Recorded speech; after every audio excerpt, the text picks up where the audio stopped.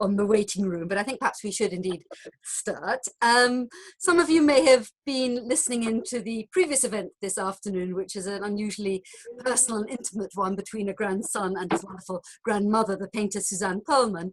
And I twinned it, if you like, with Stephen's presentation today. For obvious reasons, sadly, Beata is no longer with us, but it seemed to me that here too would be a very, a great opportunity for a kind of intimate insight into a close relation to creative life. Now, actually, before I carry on, I must tell you, everybody, please, I know there are lots of friends in the audience, but can everybody make sure that they are muted, because we don't want any background interference from now on, if you wouldn't mind. Okay. Right, sorry, I'm just letting people in. Good, so I think without further ado, let me introduce Stephen, who will be presiding over the event today, and he in turn will introduce Julian Stannard, who will be contributing as well. Stephen is not only a poet, but also a prize-winning, or he's a prize-winning poet, but he's also a sculptor. And Stephen, we've never had a chance properly to talk about your sculpture. That's something maybe we can dip into if time allows. He's a fellow of the Royal Society, or sort of, yes, the Royal Society of Sculptors. But most importantly, for today's event, he's been working on his mother's poetry for quite some years, and has been editing a series of compilations of it. The first one was Berlin Blues of 2017, and then Breaking Glass of 2019. And the final volume, or possibly not final volume, but a third volume, is in the offing, called Forgive Me, Virginia, and I look forward to hearing more about that, which will hopefully come out in early 2021. I won't say any more except to say that Stephen and Beata did on several occasions, I believe, read their poetry together. So I look forward to a very warm, intimate and personal presentation. So over to you, Stephen. Thank you, Monica. And I just wanted to say what an amazing festival you put together. And one of the things that's come out of the festival is, while I, of the generation that came after these amazing émigrés who came over to Britain from Nazi Europe, we knew what they were capable of, we knew what they'd gone through, and we knew what their achievements were. But I think your festival has really flagged up the extraordinary range of their talents and really their genius in their contribution to the UK and culture as a whole. And I really wanted to sort of try and set this presentation of Beata's work within the context of your festival, and to see how that would work. And we've had several launches of her work, of her poetry, in the last few years, which have been very much to do with her as a personality and her as a poet. And she was really, to some extent, quite a well-known poet in North London, where she lived, in the sense that she read a lot. She was reading, always read her work.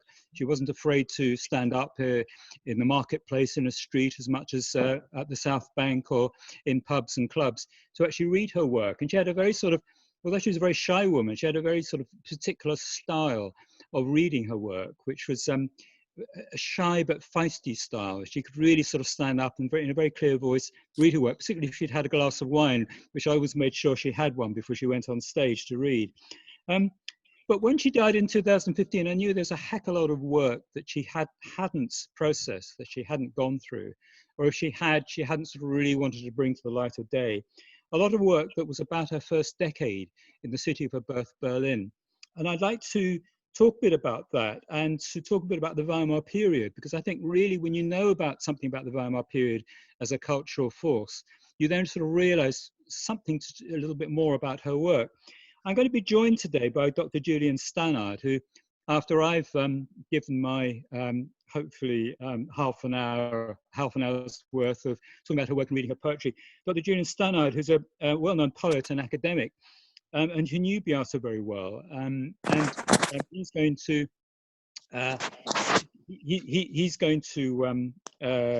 say a piece about Beata in terms of her poetry.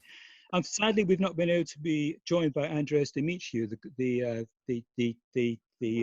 composer, because he's had a dental appointment. But one of the things about Andreas is that, who's also a friend of Beata's, is that he was able to, in the last years of Beata's life, start to compose her poetry as a series of songs, which have now become the Berlin Blues Cabaret project.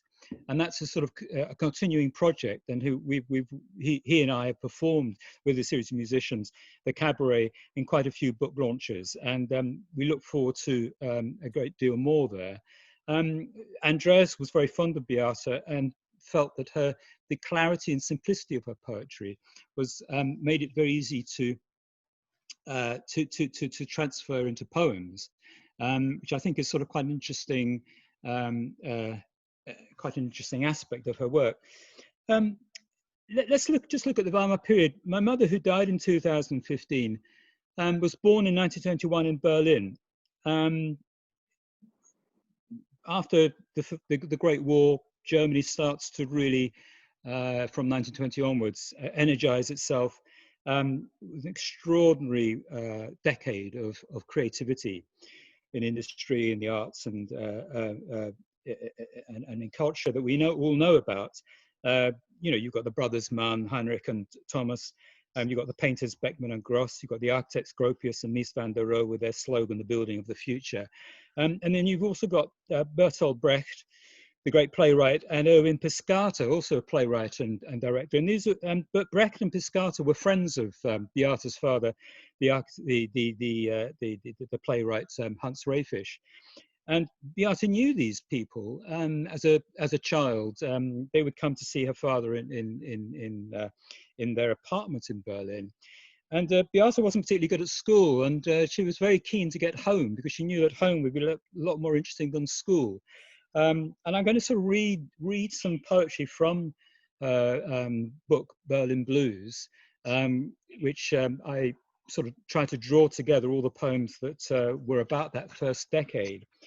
Her mother was also a psychoanalyst, and so as well as her father entertaining all his theatre friends in the flat, her mother, as an analyst, used the flat for her patients. Who were mainly children, actually, and she was a follower of the great psychoanalyst Alfred Adler, who'd in 1920 gone off to America from Berlin. But he came back for a conference in I think 1930, and an international conference in Berlin. And Beata's mother, the analyst, did a reception for Adler and a lot of other very intelligent psychoanalysts. And there's this poem called Cheesecake with Adler, which I think sort of gives you a sense of what this wonderful Weimar atmosphere might have been like for a small child. So I'm just going to read this, and I'm going to sort of, through my conversation, sort of read poems from these two books. Cheesecake with Berlin Blues, which was published by the Green Bottle Press, and the Breaking Glass, the volume that was mentioned before, which follows on from Berlin Blues, which was published by the Right Side Left Press. And I'm intending to publish the third volume of Forgive Me, Virginia, in early next year. So, which was really a post-war book. My mother wrote poetry from, I think, really the 60s onwards. And it was only really at the end of her life that she started to write poetry about the beginning of her life. And I think that's sort of quite a common aspect of the poets who had the trauma of coming to England. Other women poets, marvelous poets such as Lotte Kramer and Gerda Meyer, who I think actually have a similarity to Beata's approach, very simple, clear language, almost a children's folk song quality to their work. And I think that all of them found that it was only in the last years that they could really try and talk about, through their poetry, about their first years and their transition as émigrés to this country. But let's start off with this poem called Cheesecake with Adler that Beata wrote. You imagine a little girl coming home from school here. Today, there is cheesecake in the kitchen. There is cheesecake in the dining room. And there are many strangers in the way. I like the cheesecake with sour cream topping and sweet sultanas underneath. And today there is my kind of cheesecake. Mama comes towards me, takes my hand, leads me to her study with a desk and the couch I like to lie on. I want you to meet Alfred Adler. We have just had a wonderful conference with delegates from all over the world. Alfred has come for a special reception. I look at Adler. He looks at me. He's fat, bald, and has a moustache. He looks rich. He may be an American. I am a little girl. He takes my hand in his and we are silent. Then I giggle as he leans forward and whispers, I think you are a hopeless case, but there is always cheesecake. I have one little thing about that last stanza. One of Adler's famous cases is The Hopeless Case, which he published as an essay with that title. So it's quite nice that Beata references that at the end there. Her father, who's quite a strong ego, and used the flats to work in and to talk to his theatre associates. Also entertained a great deal in the apartment in the West End that they had. And this next poem is called Beers with Brecht, which features Bertolt Brecht and Erwin Piscator, Kurt Weill. It must have been extraordinary to have an apartment where all these great people were turning up. But this is again a 10-year-old girl's view of these great people. Why do the grown-ups shout so? On Sunday, they were drinking beer because Bibi had come for Papa. Bertolt is odd, paces the study, slops his lager and tries to sing, talks with a shrill street accent like a thief. He always brings a different play, a different woman, a different quarrel. Yesterday, Piscator came to drink wine. Waving papers, he and Papa circled each other, argued and laughed as if this was all a play, we their theatre. We all clapped. They love each other. A cigar on the sofa. I saw them hug. Papa kissed his cheeks, sang for him a naughty song. They had a little tango. Today, Uncle Philip arrives with my lovely aunt. He's a lawyer and comes to play the piano so Papa can sing Old Lieder. Papa likes singing, likes us to be quiet and listen. It is peaceful. What would they all look like without their clothes? Would they still play? I'm looking forward to tea at the big table, hot chocolate and cake and salami. Will funny balding Kurt come and sing his new love song or a deadly sin? Will he swing for me the latest jazz, wriggle his hips? Will he wriggle his voice? Will he shiver for us a songspiel, conjure the winter fairy tale of his silver say? Will we cross the ice for the far shore? Will any of us return from the silver seas? So I think in that last line, she's very much talking about their emigration. If this poem is probably about 1930, pretty well all those people had left in the next few years, left Germany. I think the atmosphere in the apartment in Berlin was one that was quite great fun, but also quite stressful. There's a lot of stress between Beata and Beata's mother and father. I think that her father was playing games with his actresses, and I think it created a lot of stress between their marriage, which eventually ended in divorce. But I'd like to read this poem, The Sybil, which I think sort of gives you a sort of wonderful sense of what this Berlin flat and its cultural life was like. And the Sybil references Michelangelo's Sybil on the Sistine Chapel. The Sybil. I jumped from one leather seat to another. You'll study furniture with black Bauhaus angles. Commissioned from a young designer to her father. How proud I was of our new flat, leaping across a Wilhelmina armchair into the Weimar. Our family name on posters, programs, papers, the most successful dramatist of the decade. Your triumphant voice on the telephone had an emperor's confidence. The imperial nod across the auditorium at all your previews. You spent the money as fast as you made it. In quiet evenings after supper, you showed us your Great War snapshots, treeless roads you'd ridden with saddlebags of dispatches. You were unrecognizable but for your eyes, the spike of a pickelhaube, a grey-painted slick a mud of men, fields, ordnance. Your greatcoat caught in a crust of this churned earth, hardened to a shell. Your rearing horse was like the horseman of Dürer's Apocalypse in the woodcuts on the study wall, riding in the sky with the angels above the fallen of Europe. You'd hung Michelangelo's Adam above our dining table, an arm, a finger reaching forward in the ecstasy of creation. When you shouted and argued with Mamma, she would point silently to her Sistine Sybil, arm raised, eyes wide with prophecy. Obviously, during this sort of period of the late 20s, the family were very much aware of the rise of the Nazi Party. And at some point, they started to discuss emigration. And obviously, as a Jewish family, they knew that there was a lot of threat because of that.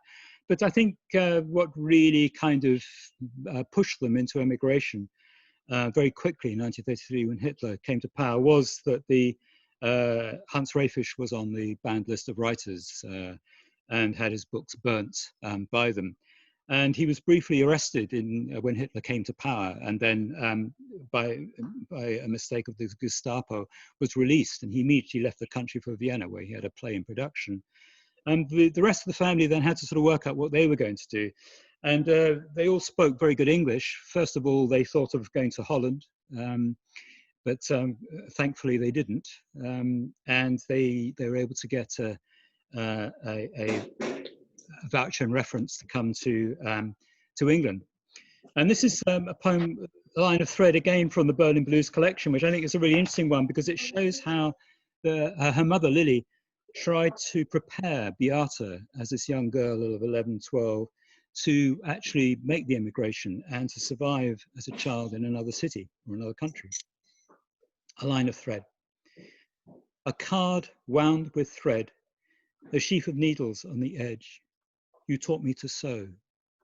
Squeeze the wet cotton between pads of finger and thumb, slide into the eye, to run back and forth through the 4 holes of a loose button, back onto my jacket.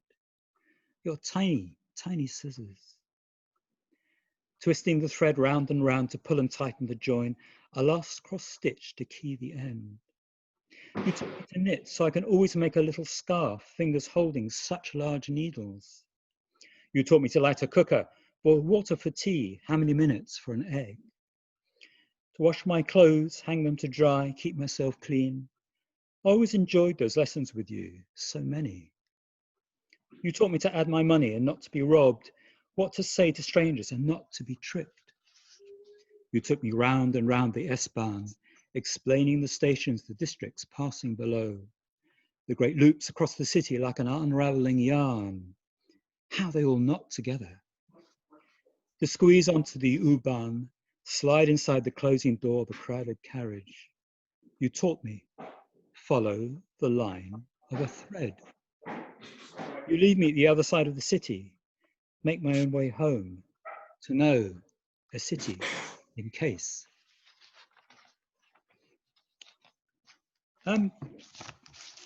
Beata left Berlin with her brother. She was 12, he was 15, and they made their way by train, not the Kindertransport, because that wasn't in existence in 1934, but they came on a train to England and were hosted by a refugee school called the Buncecourt School, which run by Anna Ettinger, who had come over and set up this school as soon as Hitler had come to power. And most of the children all the children were refugee children. And they were really there to both to have their first refuge in England, but also to prepare them for life in England and to make sure that they could speak English and could also understand the English ways of life.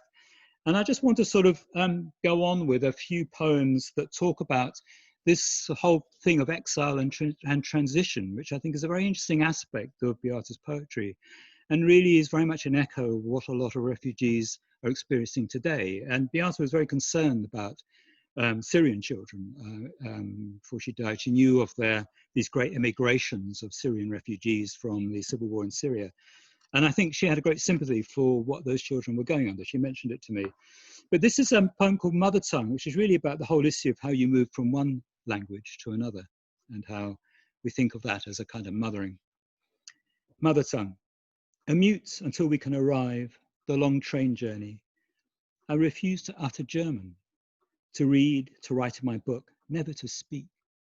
I crave English, to be a British girl now. Can I make the English the present? Leave my German a tense of the past?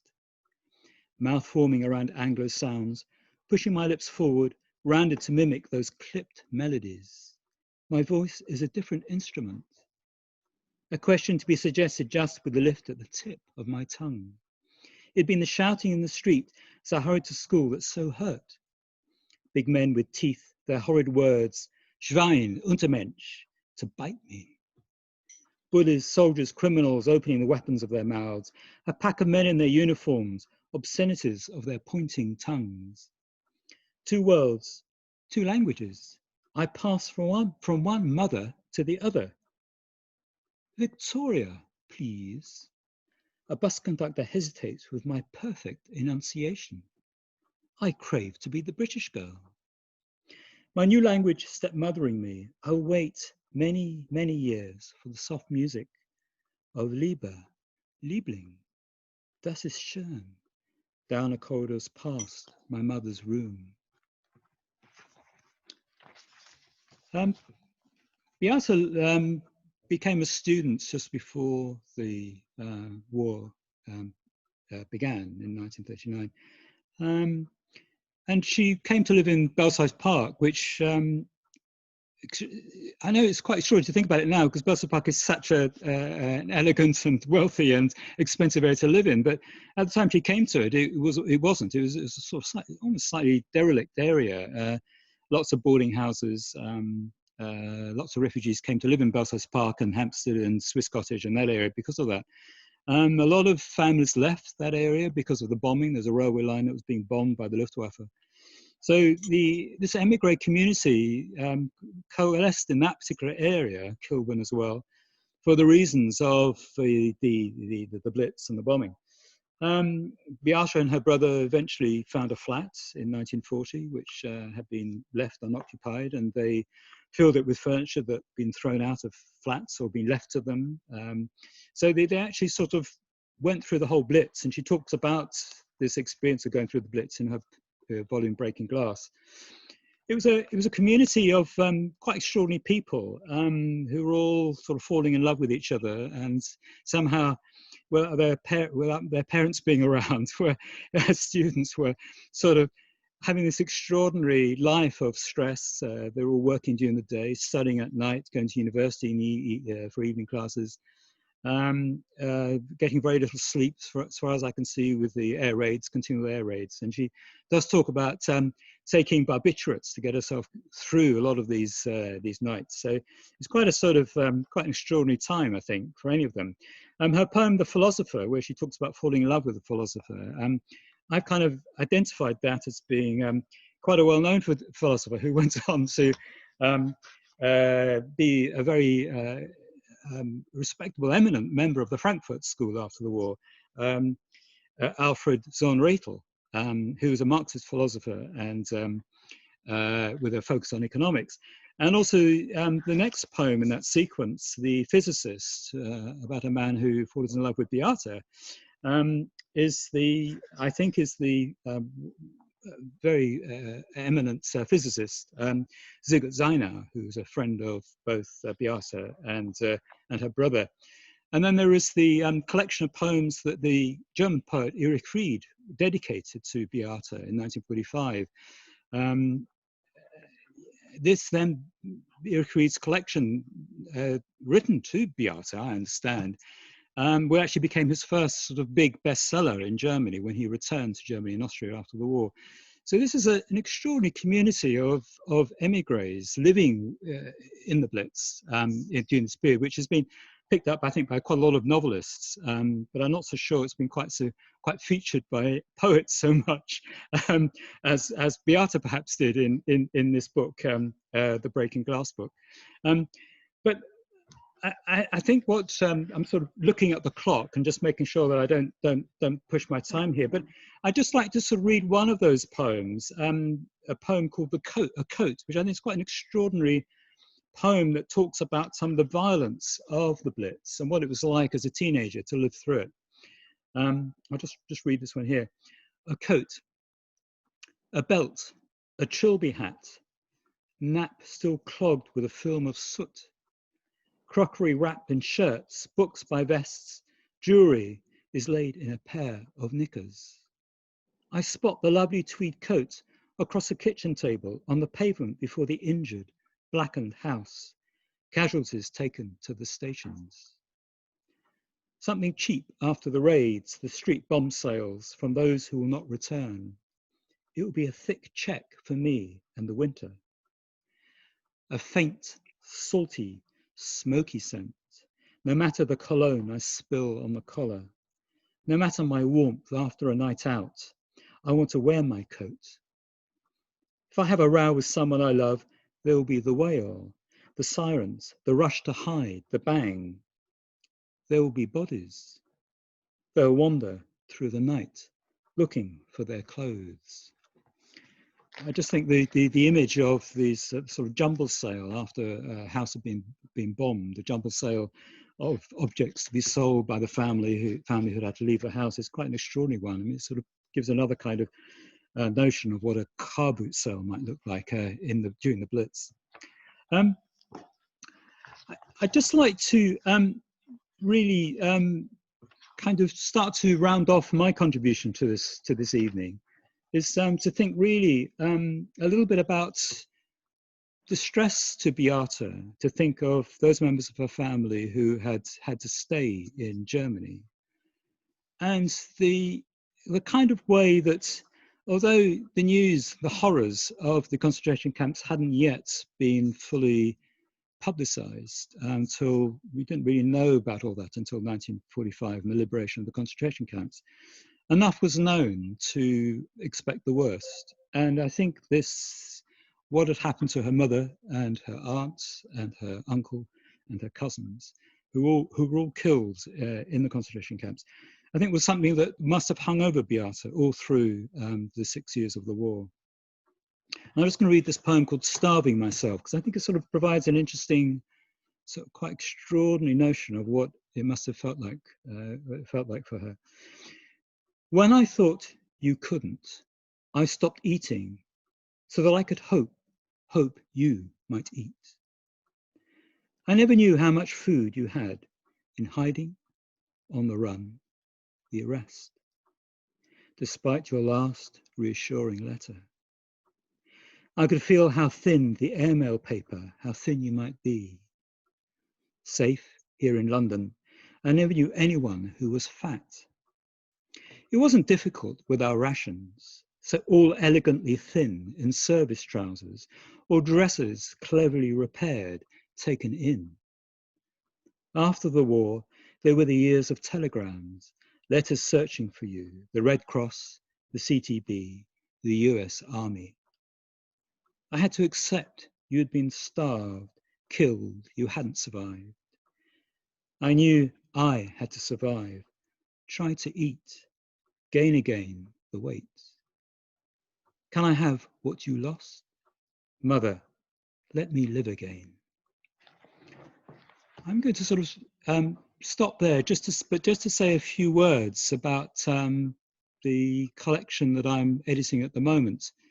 After the war, Beata went on to do more courses at universities and pretty well sustained herself through her life with part-time jobs, never with very much money, but having this lovely flat in Belsize Park, which she somehow managed to hold on to, particularly because she'd found this flat in Belsize Park during the Blitz. I think that what is interesting is, and what I've tried to do with the editing of her poetry, is to sort of look at her poetry as they go through the different phases of her life. So the third collection will be really from the war onwards, really until her death, in terms of chronological sequence, and it's going to be quite a big volume. There is a little quote that I found in one of her notebooks, her many, many notebooks that I'm still sort of working through, that she'd written down from the philosopher Adorno. And in this little quote from Adorno, Adorno says, "In every work of art, something occurs which does not already exist." And I think if this is an apt summary of Beata's own creativity and unique insights, in editing her collections, I've sought to bring to light those unexpected and original occurrences.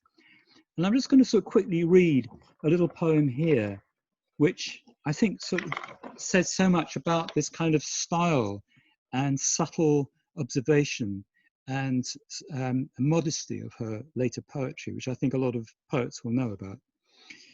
And I'll finish this group of poems with this one poem, Tact. I dozed off on the dunes and my bag was open. Sun-warmed sand clinging to comb, return ticket, keys. My friend came from nowhere, as they do in dreams, and said I was snoring. Said it kindly, with tact. For years we talked about the trivial and profound, but never seen each other asleep.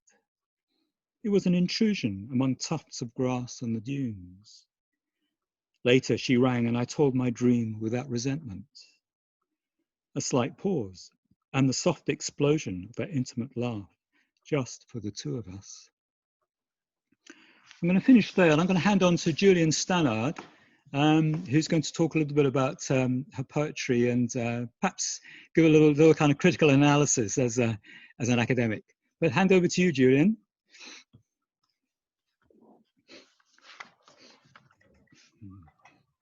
Right. Well, I'm going to presume that everyone can hear me, and if you can't, then maybe the host can let me know. It's always very nice listening to Stephen talk with such precision and knowledge, of course, of his mother and her poetry, and so many other things connected to that. I have to say, in my defense, I'm not actually at home, I'm somewhere else. So I've got an odd assortment of notes and memories, and I will try to bring them to the table, as it were.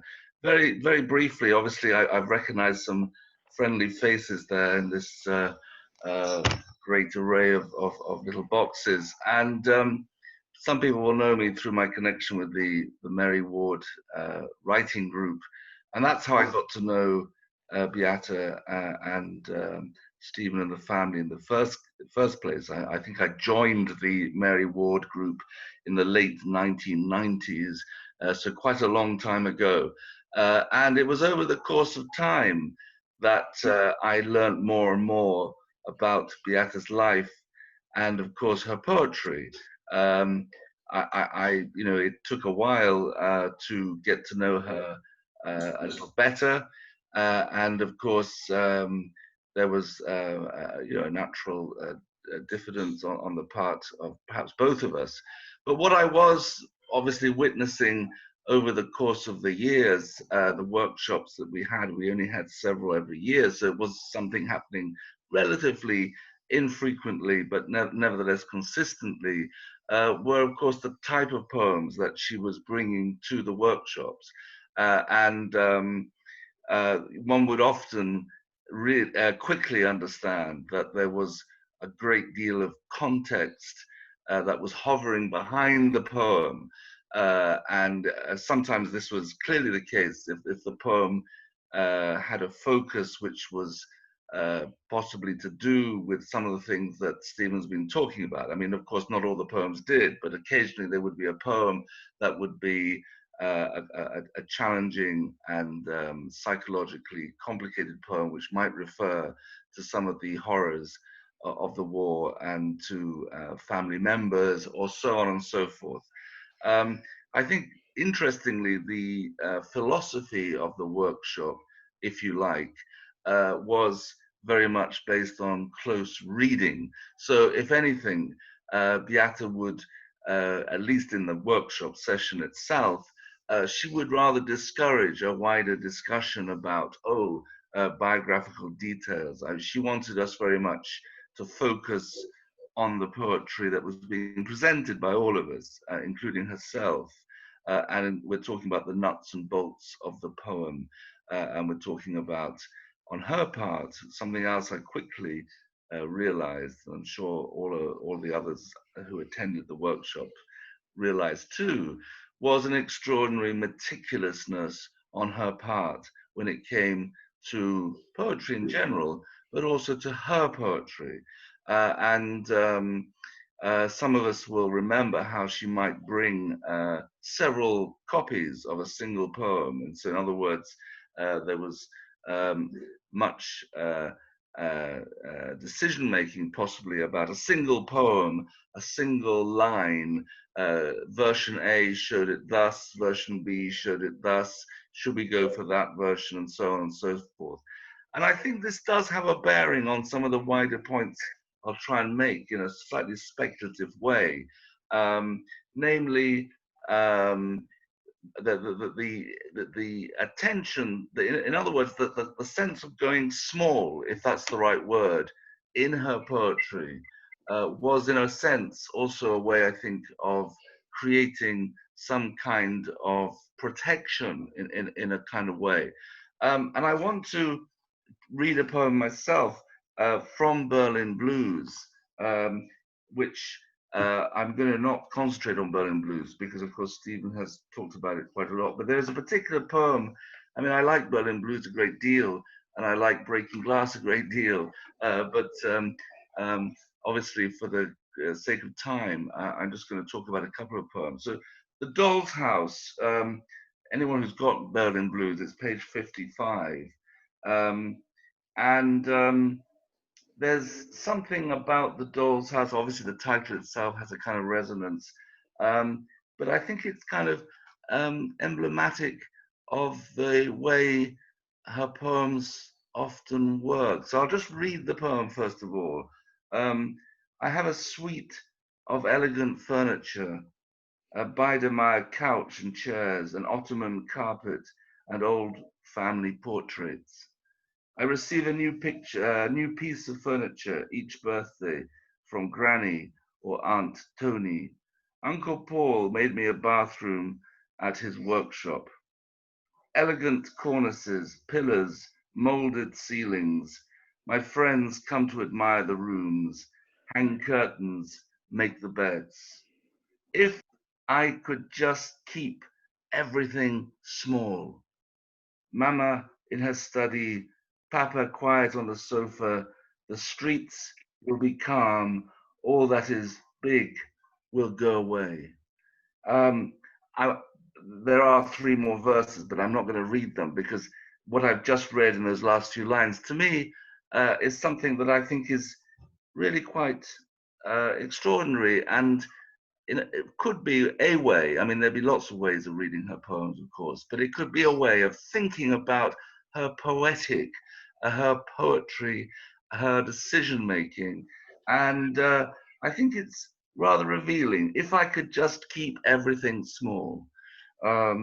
This notion that the kind of notion of retrenchment and almost reduction and of, as it were, going in rather than giving us the vast outside perspective or panorama. I think that is a way that, not in every poem, of course, of hers, but I think in many of her poems, that is a sort of way forward. And I think in some of the poems that Stephen read out as well, I was struck by expressions like tiny scissors and little tango. And I think that one might find, if you went through these 2 collections, these 2 fine collections of poetry, one might find quite a lot of diminutives, as if somehow this idea of creating a safe space, let's call it, or trying to keep a safe space or create a safe space. I suppose the doll's house, the notion of the doll's house, has a certain kind of resonance too about that. And I think I've said this possibly before when we had the wonderful presentation of her work sometime before Christmas last year. It seems a long time ago. And I talked a little bit about poems from Breaking Glass. And in particular, I spoke about the title poem, Breaking Glass, which of course obviously has some reference to Kristallnacht, which is, I think, is certainly informing the poem. But there are so many interesting poems, of course, in Breaking Glass. And what interests me, I think, again, talking about notions of decision making as a poet, the strategy making as a poet, is the way that although she comes from this wonderfully international, modernist, cultural background, if you like, which was pointed out by Stephen, of course, there's something about her poetry which I think is also very English. And I think that in many ways is also part of an interesting conversation which was touched upon, of course, in that poem about mothering, in her, as it were, emigration, if one might want to use that word, from one language to another. I think the very fact also that she started writing poetry somewhat later, so in other words, the 60s or 70s, if I'm right, and so therefore her poetic career was happening quite a long time after the many experiences that she, of course, then writes about, if that makes sense. So in other words, they're not immediate reactions to those incredible experiences, but they are, if you like, recollections in tranquility, to use that expression. And I think by the time she's writing this work, she herself, I would imagine, and again, I put this as a sort of suggestion, she herself, partly through the workshop that she was so, so instrumental in creating, the Mary Ward workshop, and many of us here, I can recognize faces, were part of that workshop. In a sense, that very workshop, as I said earlier on, not only emphasized the importance of close reading, of careful study of poetry. I think in a sense, it was also coming out of the post, or let's call it, yes, the postmodernist or even anti-modernist or after-modernist trajectory of English poetry from the 50s onwards. So obviously we think of Larkin and we think of the movement, and then we think of various other English groupings, the review poets and so on and so forth. And, one of our esteemed visitors to the Mary Ward workshop was, of course, Hugo Williams. And I think, the poetic of Hugo Williams is also very English, isn't it? I think there's a sense in which Hugo Williams does similar things to Beata, namely, the poem is a series of little rooms or stanzas, to use the Italian word. And when we look at the poetry of Beata, it is in many ways, it is a formalist kind of poetry rather than a freewheeling modernist poetry. So typically her poems are giving us, her poems are typically fairly short. Hugo Williams used to say, a good poem never goes over the page, which of course is something he used to enjoy saying as a kind of provocation. And quite often, Beata's poems don't go. I mean, they sometimes do, but quite often they don't, or they just go over the page. So the idea of a poetry that's not at all, as it were, continuing in that kind of extraordinary, extravagant, modernist way that we can find in so many modernist poets, where we can trot all the names out, Pound and Eliot and Yeats and so on and so forth. We're looking, I think, at Beata's work and seeing it. I think in many ways one might be able to make the argument as a rather English type of poetry, which is quite fascinating, because it's not only a question of Beata's absorption of a new language over the course of time. She seems to have also, I think, taken on a recognizably English as opposed to American poetic. You know, Donald Davy, the poet critic, would talk about American poetry being like a 5-lane, thinking of roads, you know, a 5-lane type of poetry, whilst English poetry was a, you know, possibly 1 or 2 lanes, you know, something which was contained, something that was in fact more modest, something that could be more laconic, and I rather feel that the furniture of her poetry is very interesting. So in other words, we are given endless amounts of items, of images, of tangible things. You know, William Carlos Williams, of course, famously said, "No ideas, but in things." And I think often Beata's poetry is a poetry of things, whether it's salamis, whether it's scissors, whether it's a glass or a vase. So let me just read Breaking Glass, which is the title poem of the second collection, which I think is a very strong poem. Breaking Glass. And again, this is talking about so many of these poems, so many of these strong poems are being in the Blitz and experiencing that as a young adult.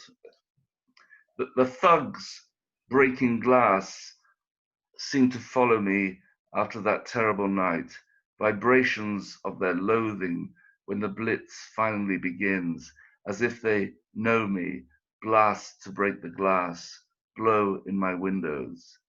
In the all clear, I find a perfect glass vase in a junk shop on the Camden Road, an elegant neck, a handle curved to the base, the belly a water drop, the sunlight fills, passing through. Poised on the mantelpiece, empty or with flowers, it will survive for the duration. A precious talisman. I will too. But even now, the sound of windows breaking will upset me, a threat, an anxiety. Those pieces of window glass will trigger a pain in my fingers, a quiver in my stomach. I'll muffle the fragments in newspaper, a package as a right before the sickness arrives. My glass vase like a beautiful bomb. I'm jittery in case it explodes and all will be over. Despite my famous clumsiness, I have it still, poised on top of the bookcase, a delicate perfection. I think I better finish there. I feel as if time's ticking on, and I think other people want to get involved. But just that, to leave ourselves, as it were, with that, the image of the glass vase, emblematic, and in many ways simple, and yet so incredibly potent. So I'll stop there. Thank you. Thank you, Julian. That's brilliant. That's brilliant. Yeah. Absolutely.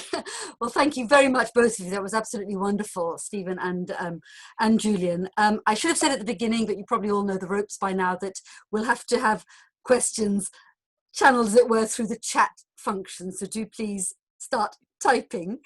How are we doing for time? Yes, let's give it a go.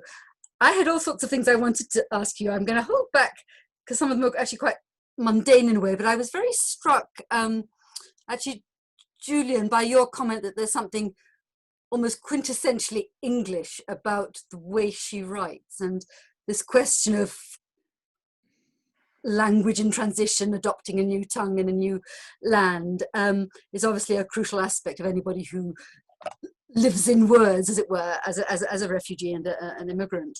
But I'm wondering in her case, and there is this wonderful precision, there's this sort of humour which nobody's touched on yet, which is very much there. Am I right, Stephen? I think it's very much a feature of much of her work, a precision and apparent simplicity and attention to detail that you both rightly commented on, which makes me feel, yes, this may be focusing in on the small perhaps, but is it not also on a very profound level a way of dealing, of containing, of controlling the deep pain that underlies everything that she writes about when referring to her early life?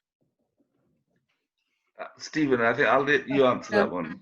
Yeah, I mean, absolutely. And I think it's that way of focusing back on the minutes, the miniature, that starts to allow her to look at, in a deflected way, what is actually huge and very, very difficult to deal with. And she, by God, she had an enormous amount to deal with after the war.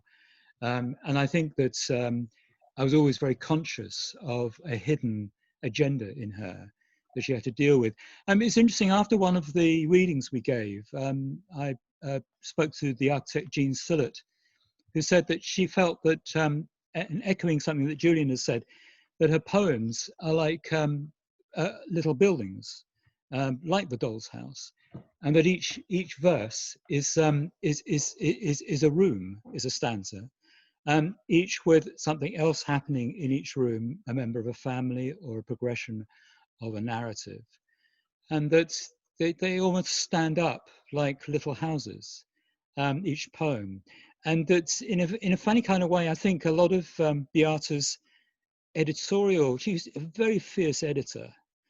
She had some editorial experience during the war and after the war, and she worked as a researcher for Encyclopedia Britannica for a few years.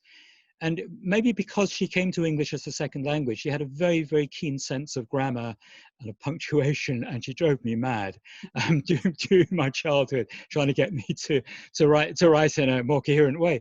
But you know, almost as if she was an architect, a kind of architect. She could see a visual quality to her poetry, which gradually she honed down. She chipped away at to actually get these little poems to stand up as little buildings. And I think there's something very interesting about looking inside her poems and seeing each one of them like little doll's houses, like little buildings, like the flat, like the apartment, like sort of space that she could occupy and say what she had to say. Can I just very quickly jump in, because it reminds me so much of a rather nice expression made by Blake Morrison, who of course wrote this book called The Movement, talking about English poetry of the 50s, Larkin and so on and so forth. And he makes the analogy between the way that the movement poets were trying to reconstruct the English line after the blitzkrieg of modernism. So in other words, English poetry, for the sake of argument, have been hit in all directions by the experimental nature of modernist poetry. And there's a sentence where he says, rather in the same way that the British had to rebuild their cities after the Second World War, because of the bombing, the movement poets were also rebuilding an English line of poetry. Well, I mean, one is free to agree or disagree with some of this, but I think it's nevertheless kind of germane to the argument, the discussion we're having at the moment, I think. Indeed. I have a question here from somebody called Anne Stewart. I'd like to ask Stephen whether he's finding much editing to do in Beata's poetry. Yes, you know, my mother was a very assiduous editor of her own work, and she used a laptop right until she died in 2015, when she was 93. She was still discussing her work with me, but there were certain things that she always wanted to make draft after draft after draft. And I found it a bit difficult to work through a lot of her work, because I've had to lay out all the drafts and try to work out which is the one she wanted. And and as I've actually had to rely upon my own judgments on this. And you know, in the January before she died, I said to her, look, come on, Mum. We were having tea in her flat and having a nice piece of cake, her favorite occupation. And I said to her, look, come on, Mum, you've got so much work here, fantastic work. How are we going to edit this stuff? How are we going to get it to the publishers so they can see what can be done with it? And she just looked at me calmly and she just said, oh my God, yes, all that work to be done. Well, you're going to have to do all that. So I looked at her and said, really? She said, oh yeah, that's going to be your job.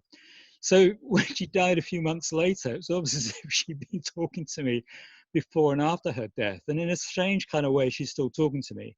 So when I go through these drafts, I'm thinking, oh my God, what is it that she wanted here? And I've actually relied a lot over the last few years on those poets who were still turning up for this writers' workshop that had been at the Mary Ward, but then we sort of started shoving it around at some other premises. We kept it going. We still have it going. And I can see Anne Barclay here. I can see Jane Cohen. I can see Julian. I can see a whole sort of number of poets who all, after we'd spoken about our own poetry, I said, look, can we just go through some more of Beata's work? And so we'd kind of try and polish off about 4 of her poems each session, which I'm eternally grateful for this group of poets to do so. And I've acknowledged them in all the books. And I said, look, do you think Beata wanted this? I'd read a poem and I'd say, well, what do you think? And they said, that's perfect, it's fine. Don't, it doesn't need any more work. But then I'd say, well, you got 2 versions here. Which is it? So we were on the same game that Julian was talking about during her life, where she'd have several versions of a poem and be saying, well, what do you think? Should we full stop here or full stop there? I mean, often she'd ring me up and she'd say to me, oh, Stephen, I've just got a little kind of query here. Do you think that line should have a full stop or a comma? And so I'd have to stop what I was doing and go through it with her. She'd spend a lot of time on very, very small, minute sort of elements of her poetry. But as you can see, it's absolutely crucial from these very clear, simple poems where a full stop might be, or where a comma might be, or where the line might just run on to the next line and pursue that line of thought. Does that help, Anne? So yeah, it's been a big job and I'm still at it. And I can only do so much. I spend a month working at it and then I have to go back to my life, my own creative life.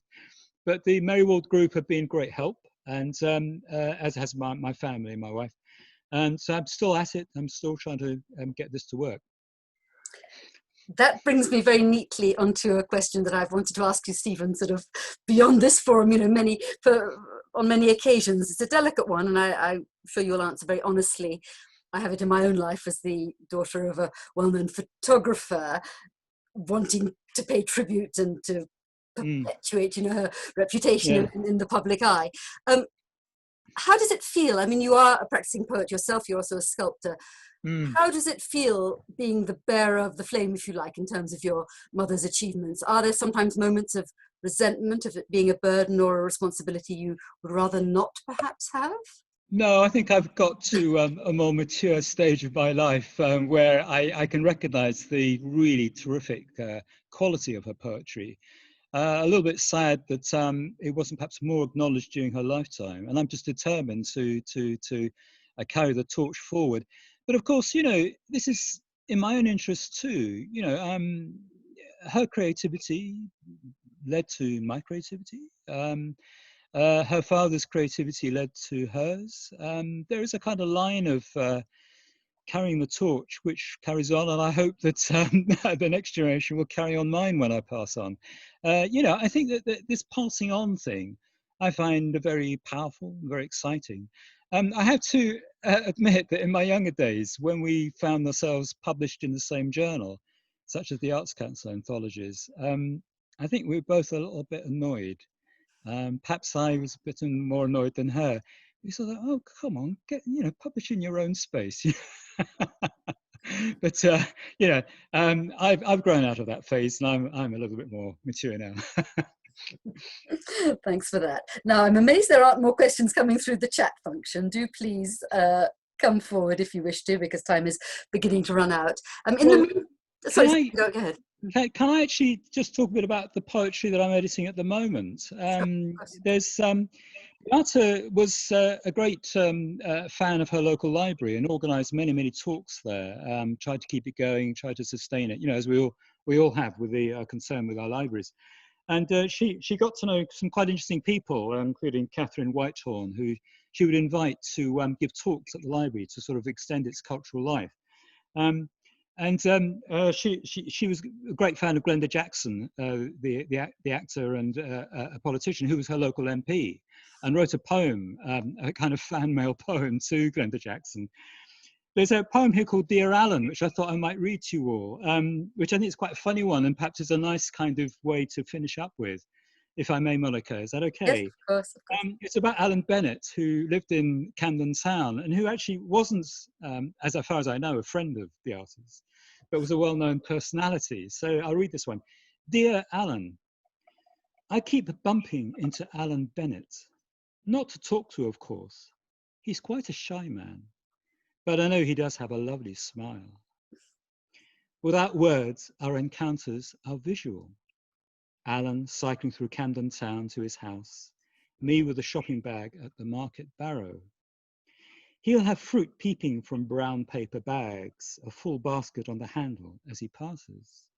I'll have a wonderful bunch of asparagus in my arms and be waiting for a 31 bus home. This morning, I saw Alan from my window, cycling in a circle around the garden.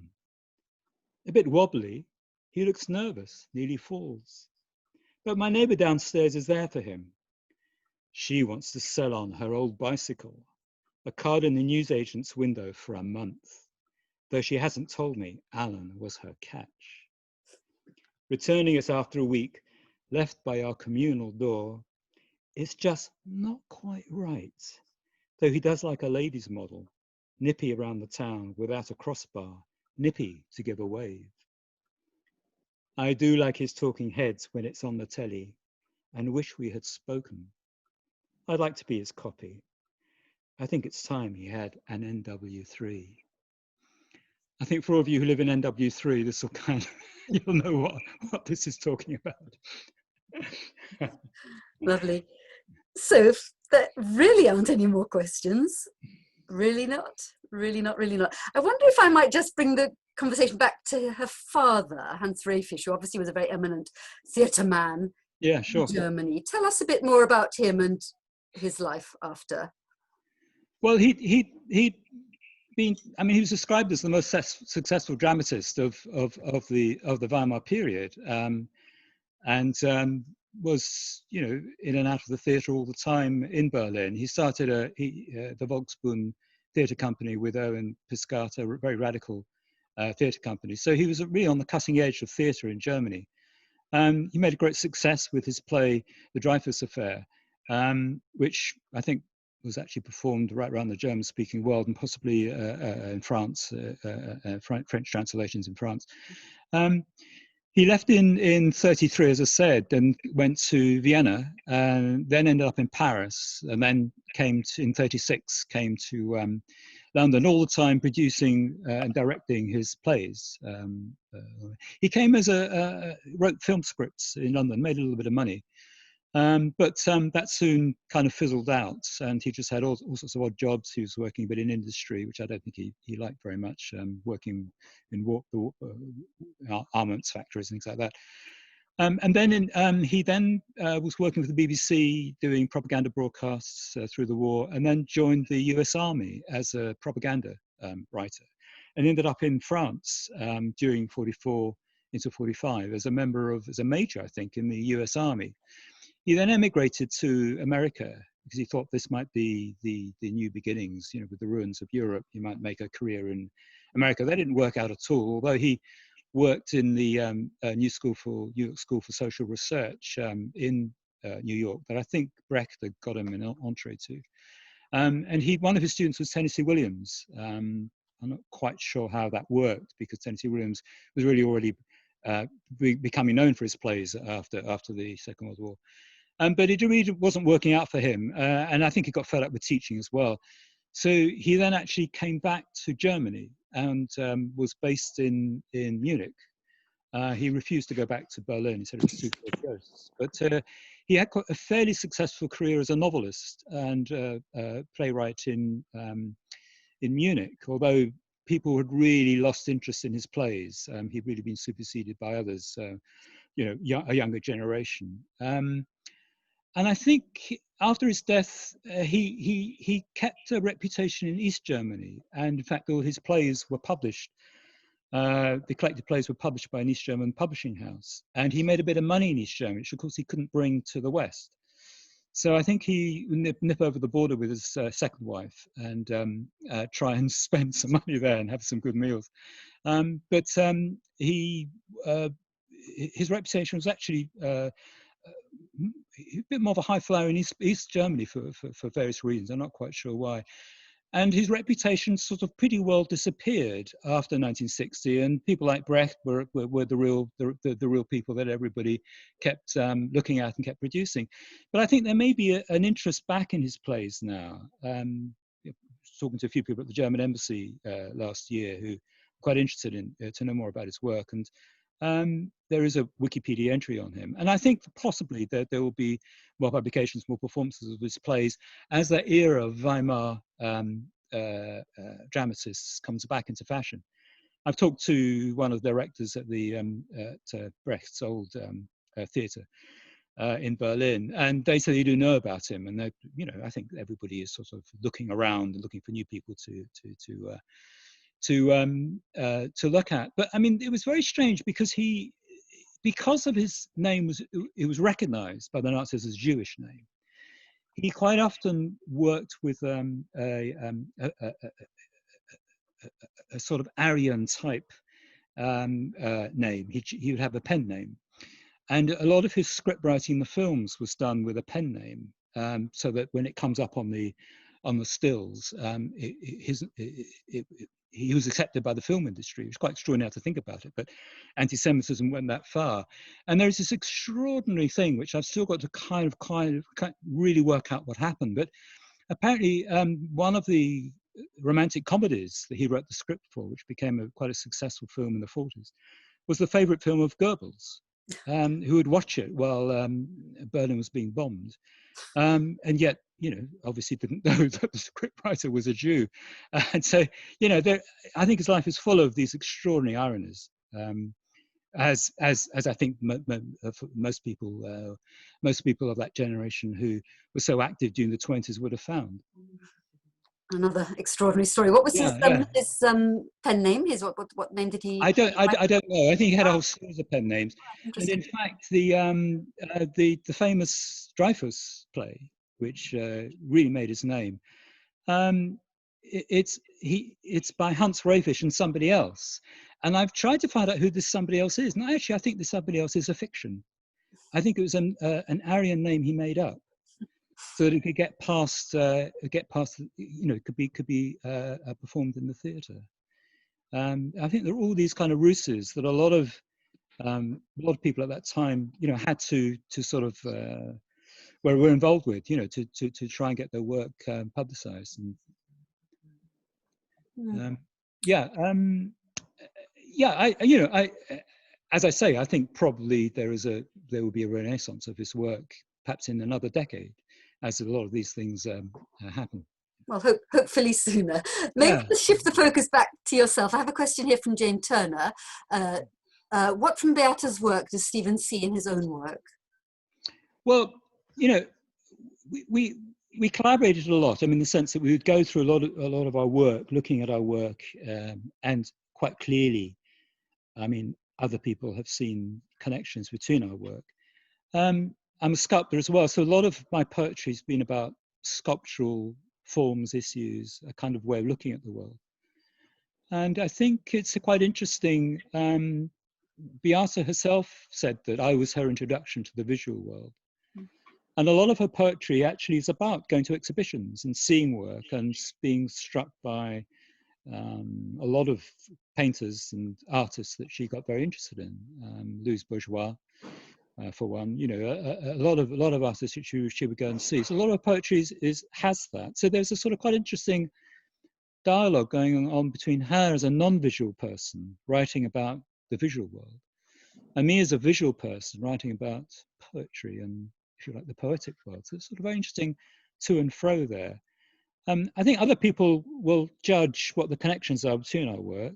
Julian, I'm sure, has a view on that. I don't really know, but she would always, if she thought I needed a bit of editing advice, she'd always ring me up and tell me. I would say, well, get lost, or okay, yeah, no, that's a good point. And we would often meet up at the Mary Ward with Julian and the others to look at our work. So that was it was a very, very exciting, very fruitful, creative part of our lives. Yeah, we were very close. I mean, we're very close, very fond of each other, particularly once I got past my teens. And we were both very interested in our work. And I would sort of tell her to be a bit more adventurous.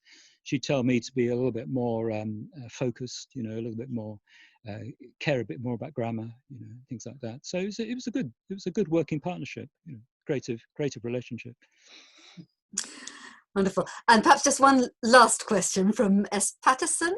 Thank you, first of all, for a moving and fascinating event, which I will certainly second. And then quite a specific but pertinent question. Where was the apartment in Berlin? And did she ever go back to visit it? Yes, the apartment was in the West End, which is sort of west of Schönberg and what I suppose had been traditionally a more of a Jewish area. The apartment block was built in about 1900 and it had a kind of Art Nouveau style. And her parents moved in there in the 1920s with the birth of their first child. It was a very beautiful flat, and we went back there several times to look around it and for her to show myself and my children and my cousins who are actually here. Lily and Tony came with us one time. And I think other members of the family have gone back there to that apartment. Lovely apartment. Although Hans Rehfisch made quite a lot of money with this place, he spent it very fast. I mean, he had a really big taxi bill.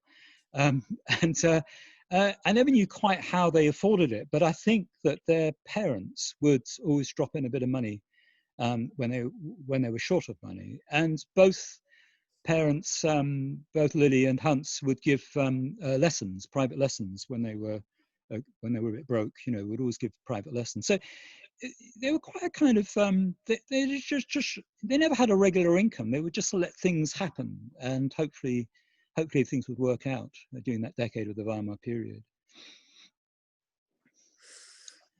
Yeah, it's a lovely flat, and we went back there with Beata, and she actually showed us her bedroom and showed us her mother's study and her father's study and the kitchen and you know how the whole thing worked, and talked about it. And it was a very moving and very nice thing to, in a sense, to round her life off with that return.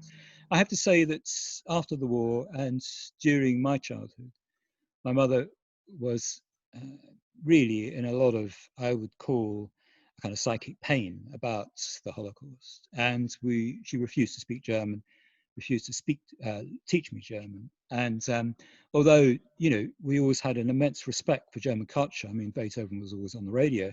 I think that it took many decades for her to come back to the notion of going back to Germany. We went back there during my childhood briefly, and I went back several times to see a few distant relatives. But it was only the last few years that I think really she could kind of relax about the whole thing, start to write about it too. And I think the writing helped her to kind of come to terms with the loss, and in a sense pass that on to us as the next generation, which I think my children have been grateful for, because, you know, these traumas get passed on, and one wants to kind of feel that one is coming to a better kind of, I don't know what the word is, a better kind of relationship with the past. Well, that's a very appropriate, moving. I mean, I haven't talked about all her Statagen family either, her mother's family, who are an extraordinary crowd. So, you know, we could be here for a couple of hours, and who all appear in Beata's books. There's her uncle Paul, who was an air ace who flew all through the Great War, was an air ace, had the Iron Cross First Class, and taught her to skate. And there's some wonderful poems about him. And his medals are in the Deutsche Museum in Berlin, Deutsche Historisches Museum, particularly because he was a Jewish flyer who showed great courage in the Great War, but then was incarcerated in a concentration camp in the Second War. And so Germany has tried to remember him. They sourced his medals and have that in their collection, which I think is a very fine thing. the Historisch Museum to have done. We could go on a lot I'll longer. stop there because we could go on for another couple of hours. All right. One more, hold on, wait a moment. From AS, simply, this has been fascinating. Many thanks. Well, that I guess is a very good point at which to end. Very many thanks again to both of you, Stephen and Julian, and to everybody for listening in. Good night. Yeah, many thanks for all those around the world who've joined in with us. So that's great. Absolutely. Thanks. Bye. All the best. Bye. Buy the books. Bye. Bye. Bye. Bye.